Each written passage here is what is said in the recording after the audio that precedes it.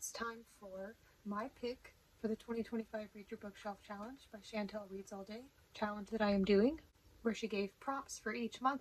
The prompts are pretty simple, so it's really easy to come up with your own interpretation of them and choose a book to read for that month.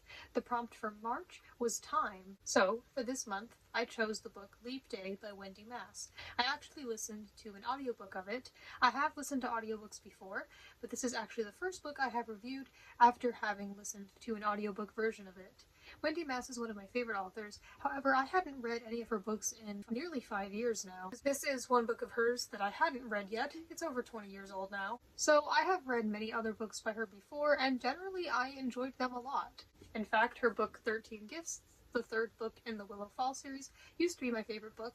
The only reason why I no longer consider it my favorite book is just because I read it nearly 6 years ago, so just after having only read it once, I'm not sure if I'd feel the same way. Maybe since then I have found books that resonate with me more. But I remember at the time of reading this, I really enjoyed it and considered it my favorite book for a while. And I do plan on reading at least some more of her books. So Leap Day is about a girl named Josie, and the book takes place all throughout the course of one day, Leap Day, which is her 16th birthday. And it is a contemporary young adult novel. A lot of Wendy Mass's books are middle grade. This one is definitely more young adult. It's definitely more mature. And Josie has multiple things going on throughout this day.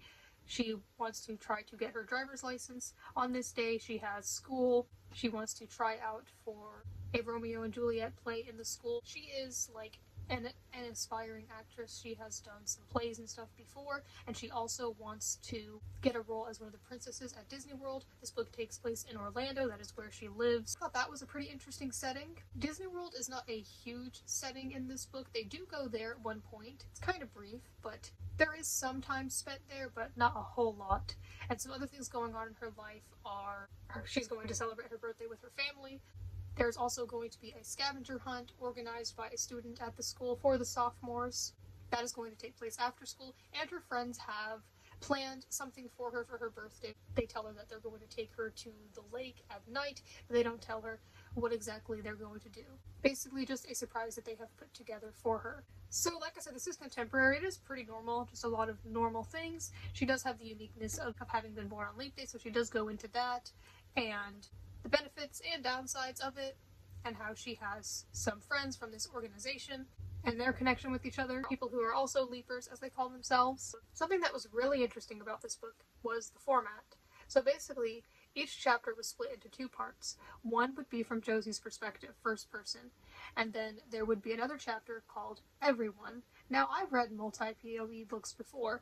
Maybe it would just be from another character. This one was different from that. The events in Josie's life would happen, and then the narrator would go basically just talking about each person. It wouldn't be like all their different perspectives, first person from them. It was just one narrator talking about all of them in third person. It would go over the people that she interacted with or the people around her, such as her friends at school, her family members, and would talk about their thoughts and feelings and the things that were going on with them, things that Josie wouldn't know. And that was really interesting. I've never really seen that before. I've read many multi-POV books, but this was really interesting. So it would talk about some of their thoughts and the things that they were doing. Maybe sometimes a character would do something, you didn't really understand why they were doing it, but then you get to the everyone portion of the chapter, and then it makes more sense. You learn and understand them better. And I liked that a lot, because it just goes with the message that I really enjoy, that you can learn from books about how you don't know what people are going through. And that was basically Josie. She didn't know what these people were going through, and it would just be like the most random characters sometimes, but they were kind of relevant to the story, like the teachers or even the pizza delivery guy. Not every single person. It would just basically go on to them and then go on to the next character during the everyone section. And then sometimes it would, if the narrator was done talking about that character, if that was all they had for the story, it would say what would happen to them many years in the future, and that could be like a consequence of an action that they did or something to do with their personality or actions. So that was interesting. And you can see that a lot of these characters are going through a lot of different things that Josie doesn't know about. Some of them have to do with her, but a lot of them don't. It was just an interesting thing. It, I guess, wasn't necessary, but I enjoyed it, and I thought that it was useful for the reader. The scavenger hunt part of it actually reminded me of 13 Gifts, so that was a nice reminder, even though 13 Gifts came later, because 13 Gifts is mostly about a sort of scavenger hunt. So I do think that this book was written in a very interesting way. Wendy Mass has done different points of view before but I've never seen it like this before, from her or otherwise. Overall, I enjoyed the book. I wanted to like it more than I did. I definitely did enjoy it. I just didn't absolutely love it. I will be giving it 4 stars, not 5. Some of the things were just little preferences. I do feel like Josie had some growth. This is going to be a spoiler-free review, so I'm not really going to get into how, but I would say that she does have some growth. And then some of it for my rating is just personal preference, like some of the things that they did I felt was inappropriate for their age. I do think it's interesting how the everyone point of view did show consequences for some of the characters. And for some characters, like for example, if they came from an abusive home, like that wasn't the character's fault. But then some of these things, there were things that they did that, like I said, I felt weren't appropriate, so that kind of was their fault, even if it did stem from some sort of thing that was going on in their personal life. But maybe that's the point. As for the characters and relationships, that's another thing I wanted to touch on. I really like books that have enjoyable characters and especially strong relationships. Now, this book didn't have to be absolutely emotional and feature the greatest love story ever. There's not really a romance. So Josie had like these 3 main friends from her school, and I could tell the difference a little bit, but I didn't feel much of a connection between the friends. They were kind of just friends. And yeah, sometimes you have that, especially in school, because you're around each other, so they were just hanging out. But they were kind of just there. I didn't really remember hearing anything about how they were close or how close they were or anything they'd been through together. They did seem nice to each other. And you may be able to see my cat. He has joined me for this review. Now he's sitting on me. But yeah, I felt like the friends didn't stand out that much. They were okay. They were important to the story, but they were just kind of there. Not really much of a connection. Nothing deep, but maybe didn't have to be. I mean, not all your friendships are going to be deep, and then, yeah, maybe some of them wouldn't be friends with her anymore later on. They were just there because they were around her in school. I do think there are some heavy topics in this. I don't think it ever got, like, extremely deep or emotional, but there is some heavy stuff. But I wouldn't say that the whole book has this really deep, dark overtone to it. But yeah, the characters were okay. They just, I don't think there were any that I absolutely loved. So I guess some of it did feel a bit one-dimensional, but I guess if we're not going to get much time with them, it may feel that way. The everyone perspective did kind of add to that. I didn't mind Josie as a main character. I guess she did feel a little arrogant and shallow, but like I said, I do think that she has some growth.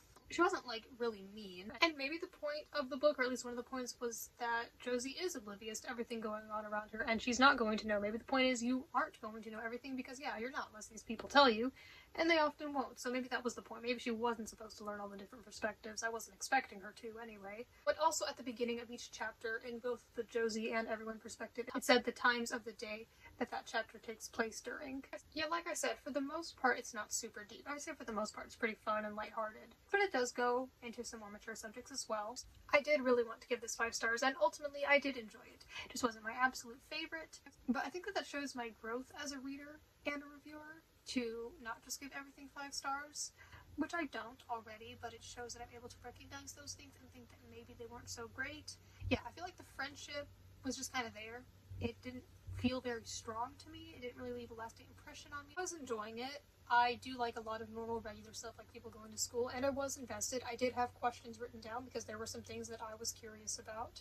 Overall, I thought that Leap Day was pretty good. I did not absolutely love it, but I think that it had many good things about it, and I like Wendy Mass's books in general, so that probably has something to do with it, her being the author, and I also enjoyed the narrator's performances. Leap Day was definitely my kind of book, and I really enjoyed the, I guess you could say, twist with the everyone perspective. That was really unique. I really liked that. I think it absolutely added some depth to it. If this book hadn't had that, maybe I would have enjoyed it less, especially because Josie did seem, like I said, a bit shallow. Like, there was a boy she liked. She kind of just liked him because he was good looking. She didn't really have any sort of connection with him. That's another example. And so yeah, if it had just been Josie's perspective, not only would this book have been shorter, but it just, I don't think would have been as impactful, because I liked how there were these things going on around her, and then we as the reader got to see the full story. So that is my review of Leap Day by Wendy Mass. Thank you for watching.